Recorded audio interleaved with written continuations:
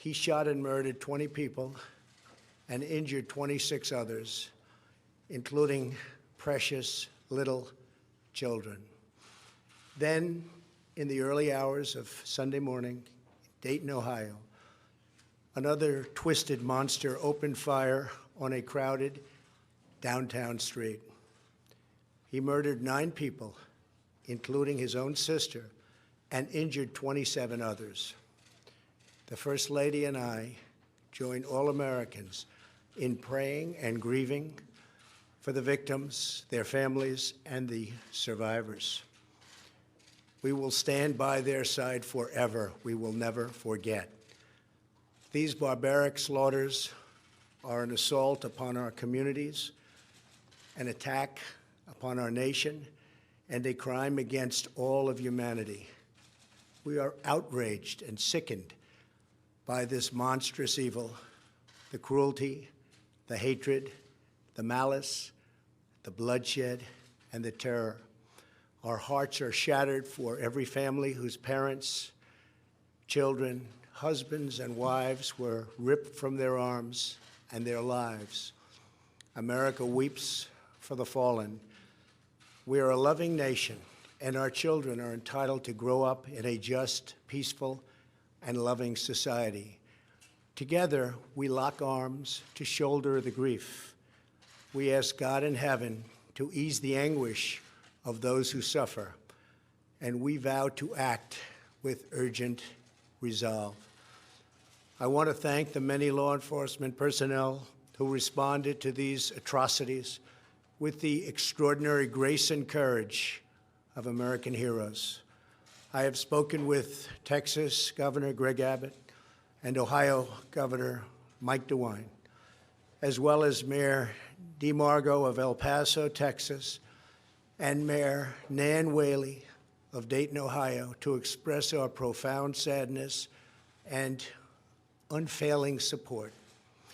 Today, we also send the condolences of our nation to President Obrador of Mexico and all the people of Mexico for the loss of their citizens in the El Paso shooting. Terrible, terrible thing. I have also been in close contact with Attorney General Barr and FBI Director Wray. Federal authorities are on the ground, and I have directed them to provide any and all assistance required, whatever is needed. The shooter in El Paso posted a manifesto online consumed by racist hate. In one voice, our nation must condemn racism, bigotry, and white supremacy. These sinister ideologies must be defeated. Hate has no place in America. Hatred warps the mind, ravages the heart, and devours the soul. We have asked the FBI to identify all further resources they need to investigate and disrupt hate crimes and domestic terrorism, whatever they need. We must recognize that the internet has provided a dangerous avenue to radicalize disturbed minds and perform demented acts. We must shine light on the dark recesses of the internet and stop mass murders before they start.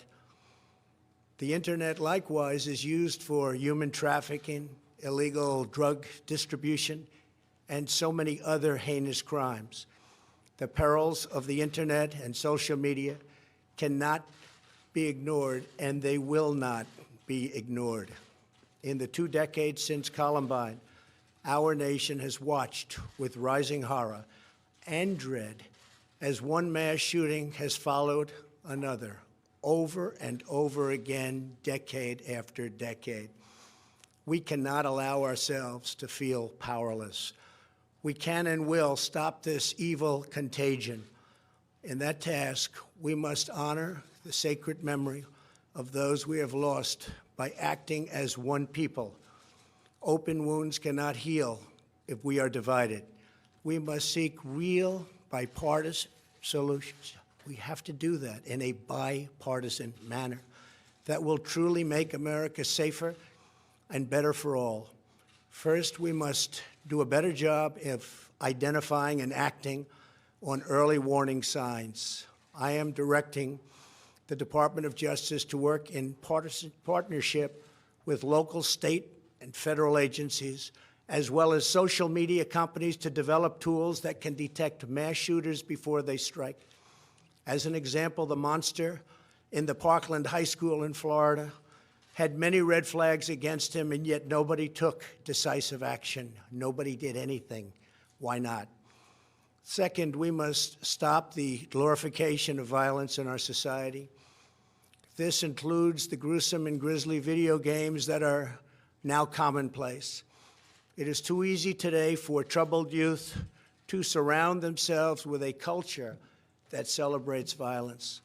We must stop or substantially reduce this, and it has to begin immediately. Cultural change is hard, but each of us can choose to build a culture that celebrates the inherent worth and dignity of every human life. That's what we have to do. Third, we must reform our mental health laws to better identify mentally disturbed individuals who may commit acts of violence, and make sure those people not only get treatment, but when necessary, involuntary confinement. Mental illness and hatred pulls the trigger, not the gun.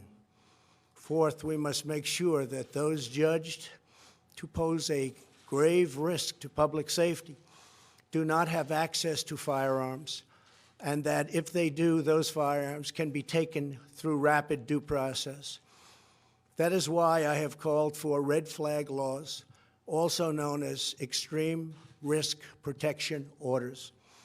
Today, I'm also directing the Department of Justice to propose legislation ensuring that those who commit hate crimes and mass murders face the death penalty, and that this capital punishment be delivered quickly, decisively, and without years of needless delay. These are just a few of the areas of cooperation that we can pursue. I am open and ready to listen and discuss all ideas that will actually work and make a very big difference. Republicans and Democrats have proven that we can join together in a bipartisan fashion to address this plague.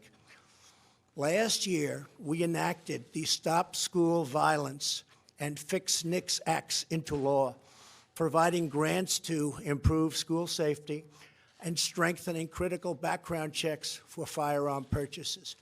At my direction, the Department of Justice banned bump stocks. Last year, we prosecuted a record number of firearms offenses. But there is so much more that we have to do. Now is the time to set destructive partisanship aside, so destructive, and find the courage to answer hatred with unity, devotion, and love. Our future is in our control. America will rise to the challenge. We will always have, and we always will, win. The choice is ours, and ours alone. It is not up to mentally ill monsters. It is up to us. If we are able to pass great legislation after all of these years, we will ensure that those who were attacked will not have died in vain. May God bless the memory of those who perished in Toledo. May God protect them. May God protect all of those from Texas to Ohio. May God bless the victims and their families. May God bless America. Thank you very much. Thank you.